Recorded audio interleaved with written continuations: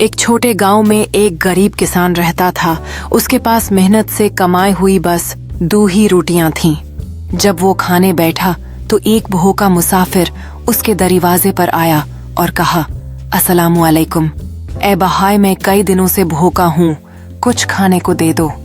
किसान ने एक लम्हा सोचा और फिर मुस्कुराकर दोनों रोटियां उस भूखे के हाथ में दे दें। मुसाफिर ने हैरान होकर कहा, तुम खुद किया खाओगे? किसान ने जवाब दिया, अल्लाह के भरोसे पर। मैं जानता हूँ जो दिलों को रिज़्क देता है वही मेरा भी ख्याल रखेगा। कुछ ही देर में एक अमीर ताजिर गांव से गुजरा।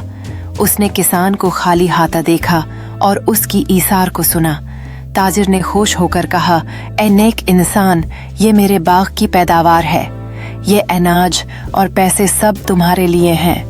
यूं किसान के पास उन 2 रोटियों के बदले दर्जनों बोरी अनाज आ गया। नसीहत: जो चीज़ खुदा की राह में देते हो वो ज़ायर नहीं जाती, बल्कि कई गुना बढ़कर वापस मिलती है।